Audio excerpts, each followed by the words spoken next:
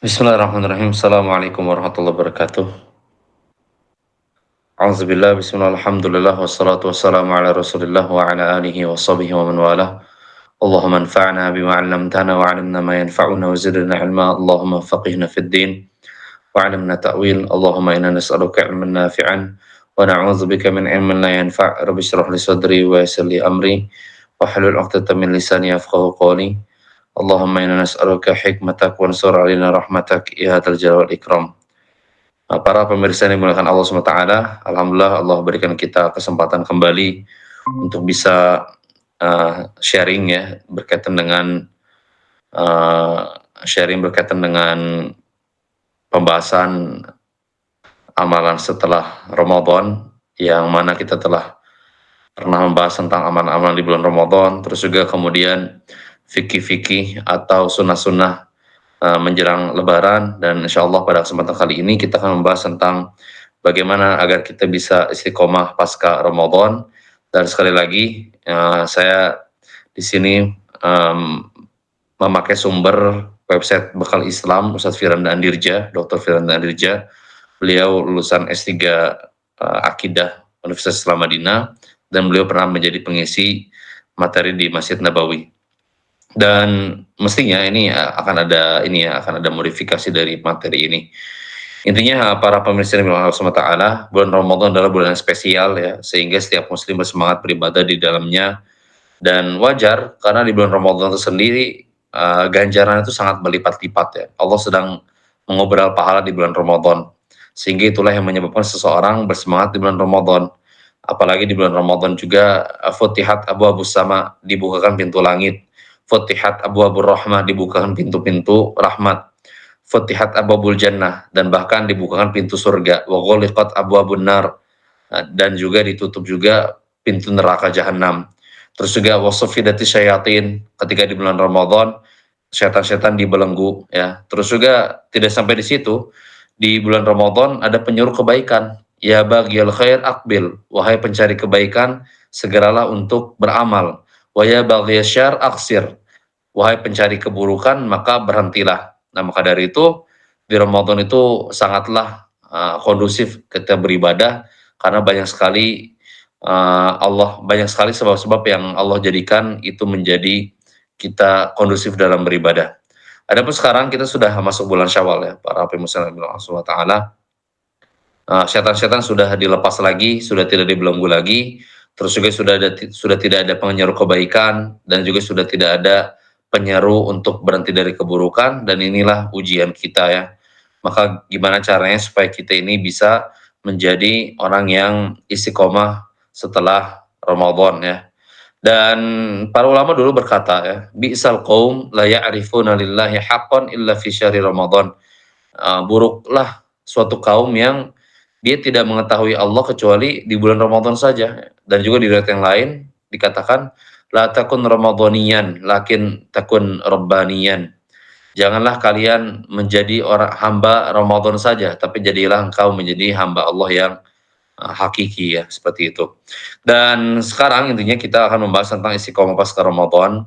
Dan apa sih yang dimaksud dengan istiqomah pasca Ramadan? Intinya gimana caranya beribadah di bulan Ramadan itu membekas ya, membekas. Jadi ada hasil gitu.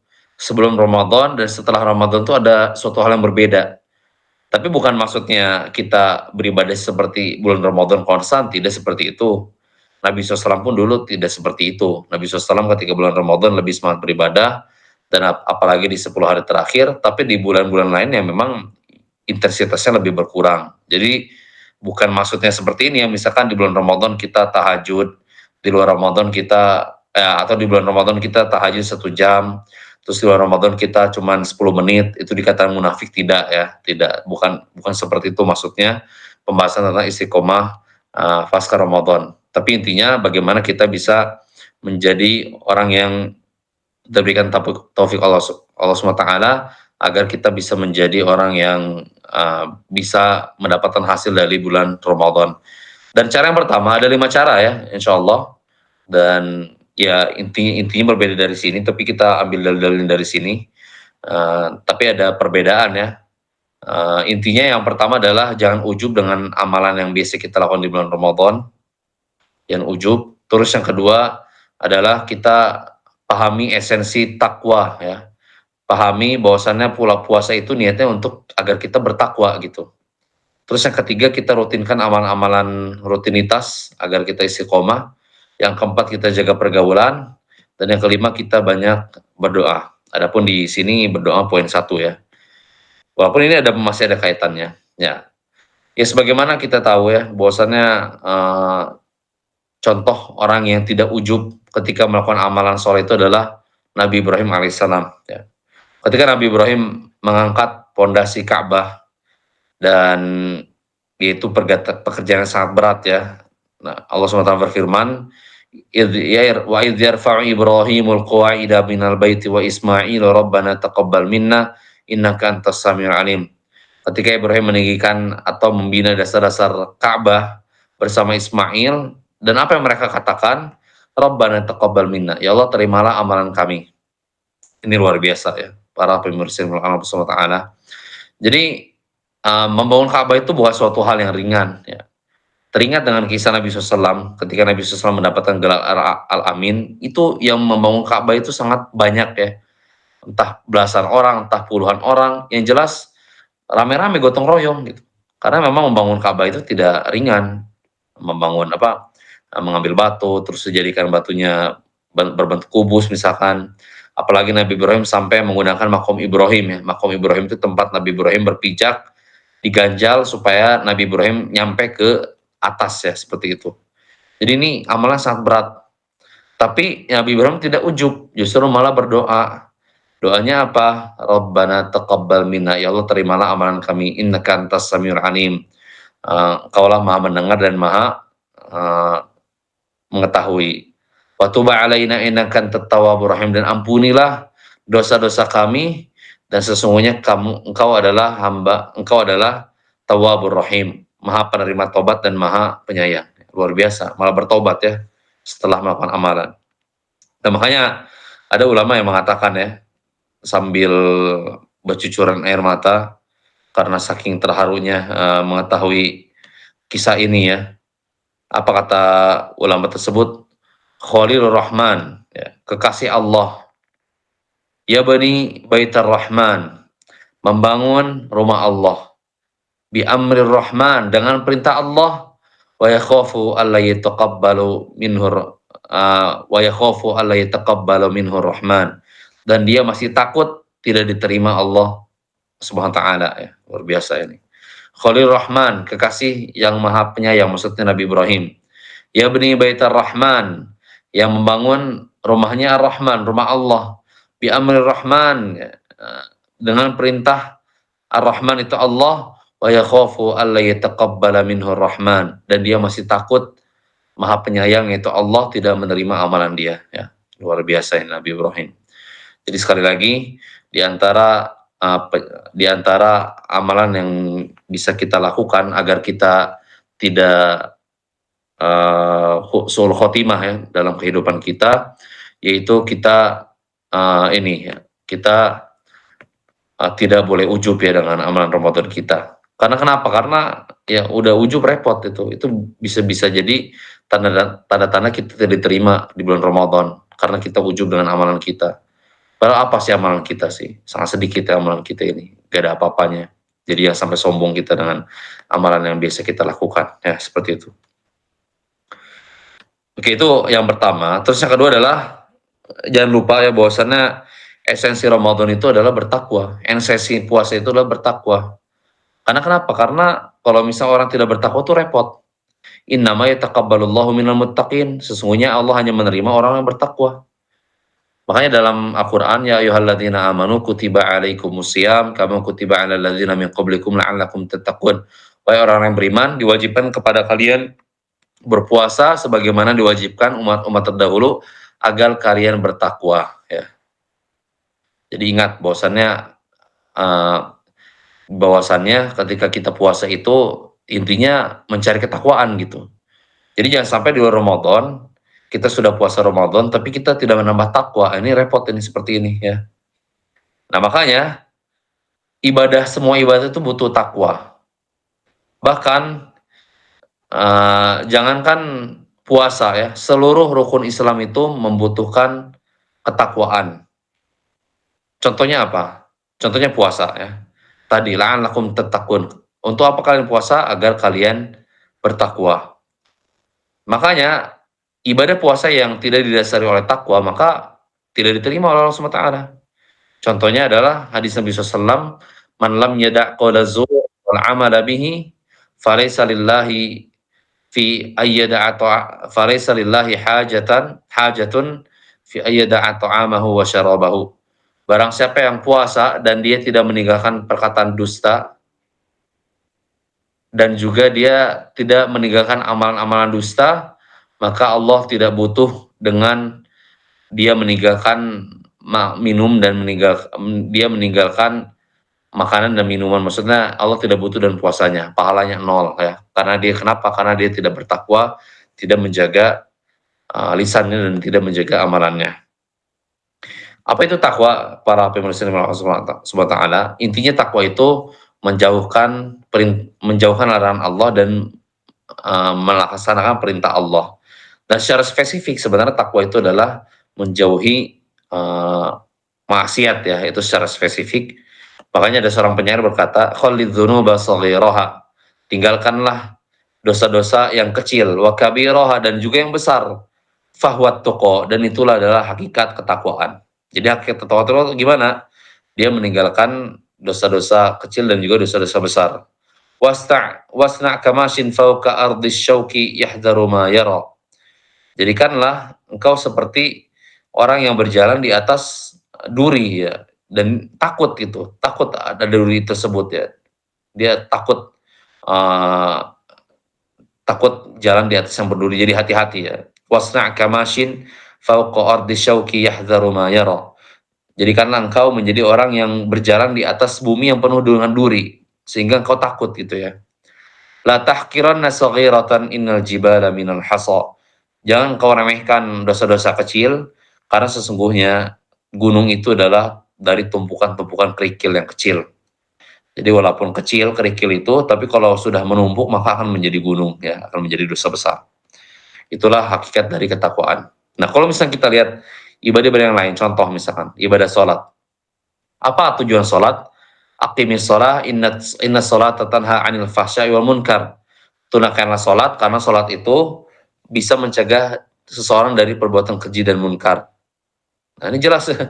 Meninggalkan perbuatan keji dan munkar ini meninggalkan maksiat intinya. Dan ini adalah definisi ketakwaan. Nah, jadi kalau misalnya ada orang dia sholat, tapi dia masih belum bisa meninggalkan perbuatan keji dan munkar, bisa jadi sholatnya bermasalah ya. Entah misal sholatnya tidak diterima, atau misalkan bisa jadi sholatnya tidak khusyuk ya, atau misalkan dia tidak belajar agama sehingga tidak mengetahui rukun dan wajibat sholat, sunah-sunah sholat ya. Nah ini repot ya. Nah jadi sekali lagi, ibadah sholat itu disyariatkan untuk apa? Untuk menjadikan hambanya bertakwa. Kita lanjut ke rukun Islam yang lain. Zakat misalkan. Zakat dalilnya apa? Dalam surat At-Taubah, "Khudz min amwalihim shadaqatan tutahhiruhum wa tuzakkihim biha." Ambillah harta-harta mereka, harta-harta orang kaya untuk zakat ya. Zakat harta, zakat hewan ternak, ya, zakat hasil bumi dan sebagainya. Apa intinya? Tutahhiruhum, agar mereka bersih ya. Tutahhiruhum, agar mereka suci. Wa tuzakkihim biha, agar mereka tazkiyah. Tazkiyah itu apa? Agar hati mereka menjadi bersih. Dan jelas, hati mereka bersih itu akan mengatakan kepada ketakwaan. Nah, jadi barang siapa yang bayar zakat dengan penuh kelapangan, dengan penuh kerelaan, keridhaan, maka dia akan mendapatkan ketakwaan ya. Terus setelah sholat apa? Puasa tadi sudah. Terus zakat sudah ya. Syahadat itu jelas ya. Jelas ketakwaan. Yang terakhir adalah haji. Ya. Nah ini haji nih. Gimana? Apakah haji itu perlu ketakwaan? Jawabannya adalah betul ya. Makanya barang siapa yang haji tapi dia tidak bertakwa, maka hajinya tidak akan diterima oleh Allah SWT. Nabi SAW bersabda, "Man hajja lillahi falam yarfus." Barang siapa yang haji dan dia tidak mengatakan kata-kata kotor ya ketika dia pakai baju ihram. Walam yafsuk, dan dia tidak berbuat maksiat, berbuat kefasikan, roja'a kayaumin waladathu ummuhu, maka dia akan kembali sebagaimana hari di mana ibunya dia melahirkan. Maksudnya dosa-dosanya diampuni semuanya. Dengan syarat apa? Dengan syarat ketika haji dia tidak um, berkata-kata kotor dan juga tidak melaksanakan amalan-amalan kefasikan ya. Itu syaratnya. Dan jelas perkataan menjaga lisan, menjaga amalan itu adalah itu bentuk ketakwaan. Dan sebenarnya ada ayat yang lebih jelas lagi ya. Allah SWT berfirman dalam Al-Quran, "Faman ta'ajjala fi yawmaini fala isma alaihi, wa man ta'akhkhara fala isma alaihi liman ittaqa."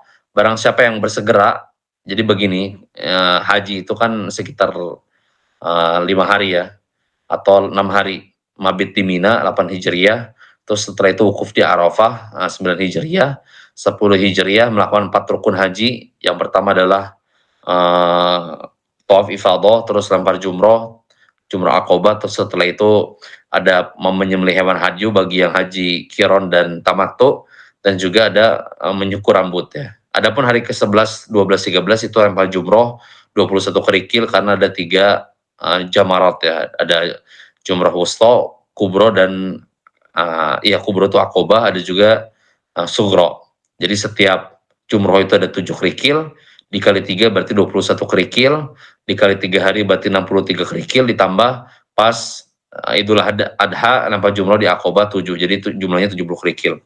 Nah, ternyata dalam syariat ya, boleh seseorang setelah hari kedua, hari tasyrik, hari ke-12, dia setelah lempar jumroh siang hari, dia setelah itu pulang boleh ya. Walaupun sunnahnya adalah di hari ke-13 baru dia pulang ya. Makanya dalam Al-Qur'an, "Faman ta'ajjala fi yaumaini fala isma alaihi." Barang siapa yang bersegera atau nafar awal di hari 12 Zulhijjah, dia pulang setelah lempar jumroh siang hari, fala isma alaihi, maka tidak masalah, tidak ada dosa bagi dia. Wa man ta'akhkhara fala isma alaihi liman ittaqa. Barang siapa yang terlambat atau hari ke-13 baru dia keluar nafarusani sebagaimana Nabi SAW yang biasa lakukan, fal isma alaihi liman ittaqa. Tidak ada dosa bagi dia, bagi yang bertakwa. Dan di sini ada dua tafsiran ya. Para penulisan Allah SWT ada dua tafsiran di sini. Yang pertama adalah fala isma alaihi di sini maknanya ya mau nafar awal, mau nafar sani, mau pulang di 12 Zulhijjah atau 13 Zulhijjah maka sama aja, tidak masalah, tidak ada dosa ya. Nah, ada juga penafsiran lain. Di antaranya adalah penafsiran dipilih oleh Ibnu Jarir At-Tabari rahimahullah taala, seorang ahli tafsir, bahwasanya fala isma'ali di sini adalah maksudnya tidak ada dosa ya. Jadi benar-benar dibersihkan, nol dosanya tuh. Faman ta'ajjala fi yaumaini fala isma alaihi. Barang siapa yang segera maka dia tidak ada dosa sedikit pun, nol dosanya ya. Waman ta'akhkhara fala isma alaihi liman ittaqa. Dan barang siapa yang menunda maka tidak ada dosa juga. Syaratnya apa? Liman ittaqa, barang siapa yang bertakwa. Jadi kalau tidak bertakwa maka tidak akan mendapatkan ampunan ya. Nah, makanya Ibnu Hajar Al-Asqalani rahimahullah taala ya, pengarang kitab Fathul Bari syarah Sahih Bukhari mengatakan bahwasannya apa sih tanda-tanda seorang hajinya mabrur, seorang hajinya diterima? Intinya adalah dia lebih baik dibandingkan sebelum haji. Jadi misalkan dia sebelum haji dia suka maksiat dan sebagainya. Terus setelah haji dia dapat ketakwaan, dapat taufik ya, yang tadi dia mulai berbakti kepada orang tua, dia mulai baik kepada istri, dia mulai baik kepada anak, dia mulai sedekah, mulai sholat ke masjid 5 waktu, misalkan mulai istiqomah. Nah, ini berarti tanda bahwasannya haji seseorang diterima ya. Jadi lebih baik dibandingkan sebelumnya. Berarti dia sudah diampuni Allah SWT semua dosa-dosanya. Luar biasa. Ya intinya seperti bengkel ya. Intinya mau haji, mau puasa itu semua ibadah itu seperti bengkel lah intinya. Jadi kalau misalnya ada orang punya mobil ya, dia rusak, dimasukin ke bengkel selama sebulan, lama turun mesin ya. Nah setelah dari bengkel itu lebih baik. Nah berarti bengkelnya bagus. Ya. Nah cuman yang repot begini, dia masukin ke bengkel mobil tersebut selama sebulan, setelah dari bengkel tuh sama aja, gak ada perubahan. Nah ini berarti bengkelnya bermasalah ini ya. Berarti amalan dia selama haji bermasalah. Berarti dia selama Ramadan ibadahnya bermasalah. Entah ria atau gimana, yang jelas bisa jadi ibadah selama Ramadan tidak diterima di sisi Allah SWT ya. Itu repot ya. Seperti itu repot. Nah, apalagi kalau misalkan sebelum diservis, sebelum ke bengkel sebulan, itu lebih baik dibandingkan setelah ke bengkel. Pas setelah di bengkel malah hancur semua, ini repot ini. Ini lebih parah lagi ya, entah misalkan dia terlalu banyak maksiat di bulan Ramadan sehingga dilipat gandakan ke apa siksanya dari Allah Subhanahu wa taala sebelum di akhirat ya, seperti itu. Jadi intinya ya, kita berusaha untuk bertakwa dan kita berusaha untuk menjadi lebih baik dibandingkan sebelum bulan Ramadan. Karena kalau misalkan bengkelnya bermasalah berarti repot ya. Bisa jadi amalan Ramadan kita tidak diterima di sisi Allah Subhanahu wa taala sama sekali ya. Oke, setelah itu, eee, poin ketiga adalah merutinkan amalan soleh ya. Nabi SAW bersabda, "Ahabul amal ilallah adwamuha wa in qal." Sebaik-baik amalan di sisi Allah adalah yang paling, yang paling rutin ya, walaupun sedikit. Nah makanya, dulu ada seorang sahabiat ya, ada seorang sahabiat, seorang sahabat wanita yang dia tuh ini, dia pas lagi sholat itu dia ini, nyender ya, pas lagi sholat dia nyender, pakai tali gitu.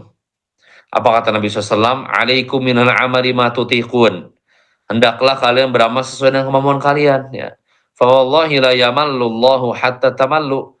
Karena demi Allah, Allah tidak akan bosan hingga kalian yang bosan nanti ya. Nanti repot kalian yang bosan nanti. Dan Nabi SAW bersabda, "Wa kana ahabbuddin ilaihi." Uh, Agama yang paling Allah cintai adalah madama alaihi sahibuhu, yang kontinu, yang istiqomah walaupun sedikit ya, seperti itu. Jadi ya kita banyak ya amal-amalan soleh di bulan Ramadan yang bisa kita lakukan di bulan Syawal. Contohnya adalah sholat malam atau baca Quran dulu ya. Ya memang kita di Ramadan luar biasa. Kita di Ramadan kita bisa hatam 1 kali, 2 kali, 3 kali ya. Atau misalkan baca setengah juz bagi yang baru pemula. Itu luar biasa itu di Ramadan. Nah, ya minimal setelah di bulan Ramadan itu kita ini tetap gitu, ya walaupun cuma 1 halaman, 2 halaman, yang penting tidak meninggalkan Quran. Karena kalau misalkan dia meninggalkan Quran ini khawatirnya tidak diterima karena tidak ada berefek sama sekali setelah Ramadan ber, ini ya meninggalkan kita gitu ya. Terus amalan kedua contohnya seperti sholat malam ya. Fa'alaikum biqiyamul lail fa innahu da'bus sholihin. Hendaklah kalian melaksanakan qiyamul lail karena qiyamul lail itu adalah ciri-ciri orang soleh ya. Jadi jangan sampai seperti ini gitu, dia tarawih setiap hari sejam, sejuz ya. Pas malam takbiran dia nggak sholat witir-witir acan kalau bahasa Sundanya. Jadi benar-benar nggak sholat witir sama sekali, ini gimana ini? Kok kayak gak ada yang ngebekas sama sekali gitu kan, baru aja beres dari Ramadan, kok bisa kayak tidak membekas sama sekali ya. Nah ini repot ya. Atau bisa bisa juga, ibadah yang lain ya, atau misalkan begini, minimal ya, bagi yang sulit untuk bangun tahajud, dulu Abu Hurairah radhiyallahu anhu pernah diberikan wasiat oleh Nabi SAW. "Awsani khalili Rasulullah SAW bisalas." Itu Nabi SAW memberikan wasiat kepadaku dengan 3 perkara. Siyamu salasati ayyamin min kulli syahr. Saum 3 hari dalam sebulan, setiap bulan. Wa rakaatai duha, salat 2 rakaat salat duha, wa in wa an utira qabla an anam. Dan juga aku diperintahkan untuk salat witir sebelum aku tidur ya. Dan sebagian mengatakan bahwasanya Abu Hurairah ini memang sibuk untuk menuntut ilmu, sehingga dia tidurnya bergadang dan pas sudah mendekati subuh dia, eee, ya dia tidak sempat tahajud lah intinya seperti itu, karena untuk istirahat ya. Nah kayak gitu, itu, wasiat Nabi SAW kepada Abu Hurairah. Jadi yang tadi ya, salat malam jangan ditinggalkan, kalau bisa kita bangun lebih awal ya. Ya misalkan yang tadinya tidur jam 10 ya, kita jadikan tidur jam 9 supaya nanti bangunnya jam 3 atau jam setengah 4 ya, itu yang terbaik. Walaupun sebenarnya tidak seribet itu sholat qiyamul lail itu. Misalnya sekarang nih, subuh jam 4, 40 lah anggaplah. Kita bangun jam 4.20 itu kita sudah bisa qiyamul lail, kita sudah bisa tahajud ya. Kalau 5 menit, setelah itu 15 menit kita sholat ya, entah 2 rakaat, entah 4 rakaat, nggak masalah, berapapun itu. Walaupun 2 rakaat tidak masalah. Jadi jangan sampai qiyamul lail itu ditinggalkan oleh kita. Terus juga jangan lupa puasa ya, puasa Daud misalkan, terus puasa Syawal, apa, man shoma sittan min Syawal, apa, man shoma Ramadan, summa atba'ahu sittan min Syawal, barang siapa yang saum Ramadan terus kemudian diikuti oleh 6 hari puasa bulan Syawal, maka dia mendapatkan pahala setahun full, suntuk ya. Jadi jangan sampai disia-siakan saum Syawal.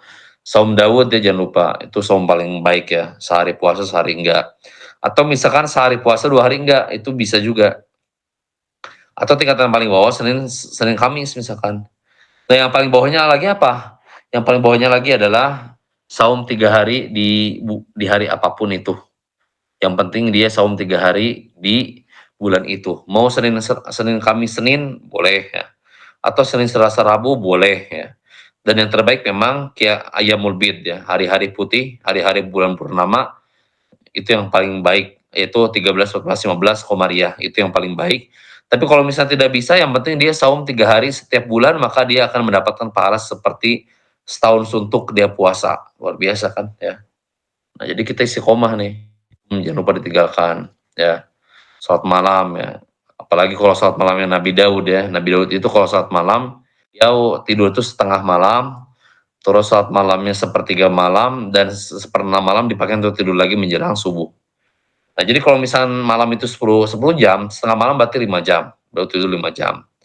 Terus setelah itu sepertiganya dipakai apa? Dipakai untuk sholat malam. Ya, berarti kurang lebih 3 jam sholat malam Nabi Daud ya, ajib ya. Terus setelah itu baru uh, ya 3 jam ya, setelah itu baru Nabi Daud tidur lagi seperenam malam menjelang subuh supaya fresh ya. Nah, terus juga jangan lupa sedekah ya. Jangan sampai di Ramadan kita sedekah jor-joran, pas sudah di luar Ramadan kita sangat pelitnya minta ampun ya. Ya seperti itu.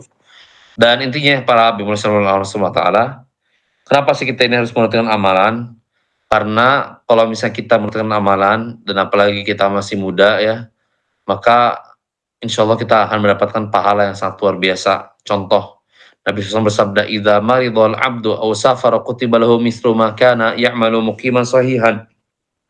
Barang siapa yang sakit atau safar, maka dia tetap tercatat pahala sebagaimana dia sehat dan juga sebagaimana dia mukimnya. Luar biasa ini. Jadi gini, kalau misalnya kita rutin amalan-amalan tadi, kecil-kecilan misalkan ya, terus kita qadarullah safar, itu walaupun kita safar nggak banyak ibadah, tapi tetap kita mendapatkan pahala sebagaimana yang kita rutinkan ya. Luar biasa itu. Contoh misalkan orang yang sakit, dia udah tua, udah sakit-sakitan. Pas mudanya dia beramal banyak ya. Nah, walaupun udah tua itu ya orang tersebut sudah tidak banyak ibadah karena terbatasan waktu dan usia, tapi karena dia masih muda, dia banyak melakukan amalan soleh, maka dia tercatat sebagaimana dia masih muda, non-stop ya, seperti itu. Luar biasa kan? Sama sedekah juga, misalkan dia orang kaya, dia sedekah setiap bulan 10 juta ke fakir miskin misalkan. Tiba-tiba bangkrut, qadarullah dia nggak punya uang, jangankan ngasih orang miskin, ngasih keluarganya pun repot. Nah, apakah dia dapat pahala? Tetap dia dapat pahala sedekah setiap hari ya, luar biasa. Ini makanya jangan sampai kita tinggalkan ya, amalan-amalan, setelah Ramadan seperti ini. Dan setelah itu ya, para pelaksana subhanahu wa ta'ala ya, jangan lupa kita berkumpul dengan orang-orang soleh, jangan lupa jaga jaga jarak ya sama orang-orang yang kurang soleh. Ya kita boleh berteman dengan siapapun di pasar, di mana, tapi kalau misalnya teman curhat kita, teman ngopi kita, teman-teman bareng ya, maksudnya benar-benar sangat dekat gitu, itu kita pilih-pilih teman. Kita cari teman yang bisa membuat kita ingat akhirat ya. Jadi setiap lihat orang itu tuh kita malah pengennya ibadah gitu. Jadi bukan dunia ya. Karena repot kalau misalnya orang sudah terlalu dunia, itu repot nanti ya, repot. Karena bisa sampai sabda, "Almaru ala dini khalili falyanzur ahadukum may yukhalil." Seseorang itu agama seseorang itu tergantung dari agama temannya, maka lihat aja temannya. Kalau temannya tukang mabuk ya bisa jadi kemungkinan besar orang tersebut tukang mabuk gitu. Kalau teman-temannya adalah pezina misalkan, oh bisa jadi dia pun di circle yang nyaman, dia pun sebenarnya pezina gitu. Nah makanya jadi kita cari circle yang baik ya. Jangan sampai kita sudah beribadah di Ramadan kita malah mengurainya kembali kayak gitu ya. Oke, yang terakhir ya. Yang terakhir adalah doa. Jadi jangan lupa kita doa ya, ya muqallibal qulub tsabit qalbi ala dinik. Wahai yang membolak-balikan hati, kokohkanlah hatiku dalam agamamu. Riwayat yang lain, Allahumma ya musarrifal qulub sarrif qalbi ala ta'atik. Ya Allah, kalau misalkan kau memalingkan hatiku, misalkan awalnya pengen baca Quran, tiba-tiba jadi pengen sedekah misalkan. Awalnya dia sedekah, tiba-tiba dia pengen amal-amalan lain, pengen nuntut ilmu misalkan. Nah itu siapa yang mendapatkan seperti itu ya, maka ya Afwan tadi sama mana?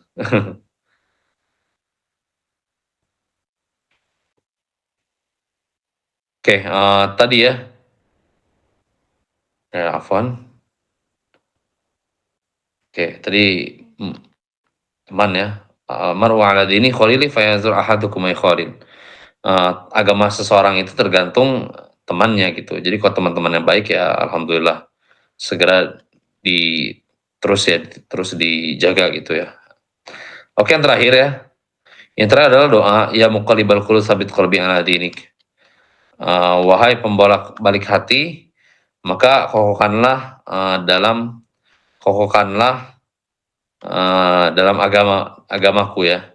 Allahumma ya musarrifal qulub sarrif qalbi ala ta'atik. Ya Allah, kalau misal Engkau palingkan aku dari tadi ya, misalkan aku palingkan dari baca Quran, tiba-tiba Allah palingkan hati kita gitu, tiba-tiba kita pengen saum ya, pengen haji misal. Nah itu kita bersyukur, berarti kita dipalingkan kepada kebaikan. Karena gitu hati itu kan yataqallab. Hati itu dari kata qalb. Qalb itu hati, ya kalau istilah bahasa Indonesia jantung ya. Qalb itu kan kolbun, heart ya. Kalau bahasa Inggris ya jantung gitu. Kalau hati kan liver ya, liver.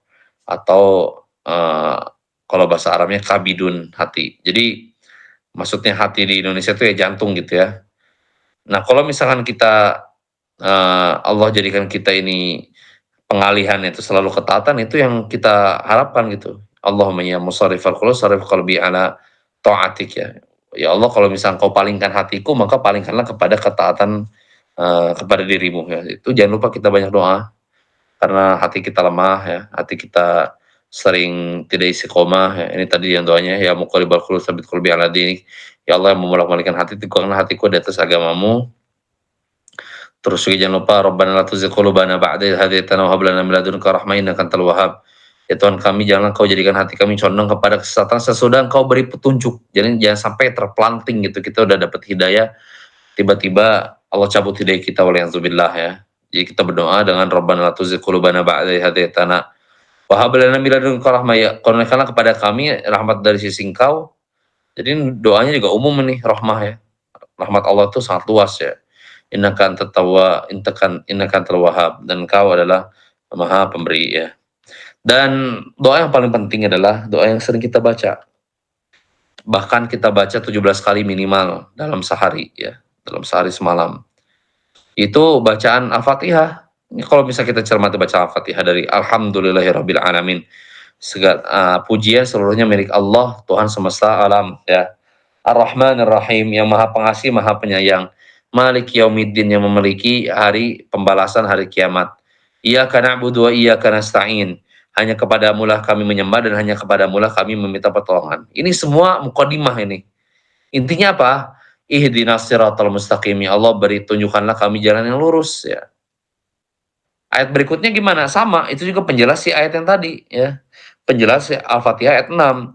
Siratal ladzina an'amta 'alaihim, jalan lurus yang seperti apa? Jalan lurus yang Kau berikan nikmat. Ghairil maghdubi 'alaihim waladdallin. Ya. Dan bukan jalan yang dimurkai, yaitu orang Yahudi, dan juga jalan orang yang sesat, itu orang Nasrani. Beribadah tanpa ilmu. Jadi luar biasa ya. Luar biasa ini doa, ihdinas siratal mustaqim. Tunjukkanlah kami jalan yang lurus. Ya Allah, kalau misalkan aku berada di jalan yang tidak lurus, maka jadikanlah aku berada di jalan yang lurus gitu. Ya Allah, kalau saya sudah berada di jalan yang lurus, jadikanlah aku selalu berada di jalan yang lurus, istiqomah. Ya Allah, kalau misalnya saya udah istiqomah ya, jadikanlah, tambahkanlah hidayah tersebut agar aku bisa menjadi orang yang lebih berkualitas lagi di sisi Allah SWT, seperti itu ya. Jadi yang terakhir adalah doa ya, ihdinas siratal mustaqim, tunjukkanlah kami jalan yang lurus. Makanya Al-Fatihah itu diakhiri dengan Amin. Karena kenapa? Karena doa intinya adalah di ihdinas siratal mustaqim. Itu yang bisa disampaikan ya para pemirsa yang Allah Subhanahu wa taala. Tadi ada 5, yang pertama jangan ujub ya, sebagaimana Nabi Ibrahim nggak pernah ujub. Terus yang kedua, kita ini mengetahui esensi takwa. Jadi di Ramadan ini di setelah Ramadan ini kita jaga diri kita, kita bertakwa, kita jaga pandangan kita jaga lisan kita dan sebagainya. Terus yang ketiga, kita melaksanakan amalan-amalan rutin yang ada di bulan Ramadan agar kita bisa mendapatkan pahala full ya. Kalau misalnya kita mendapatkan uzur. Yang keempat, kita bergaul dengan teman yang baik. Yang kelima, kita berdoa. Dan terakhir ya, para ulama itu mengatakan Ramadan itu seperti kepompong. Jadi awalnya ulat itu kan sangat merusak ya dan menjijikan ketika dilihat. Nah setelah itu masuk ke pompong gitu. Setelah dari kepompong jadilah kubu-kubu yang indah yang bermanfaat untuk semua orang ya seperti itu. Nah jadi sama kita sebelum Ramadan kita ini mungkin banyak maksiat, banyak nonton sana nonton sini, caci maki sana sini ya.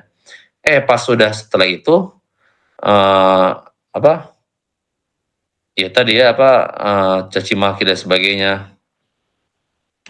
Setelah itu pas masuk Ramadan dia digembleng gitu seperti kepompong. Nah setelah Ramadan dia menjadi baik, menjadi kupu-kupu yang sangat indah ya.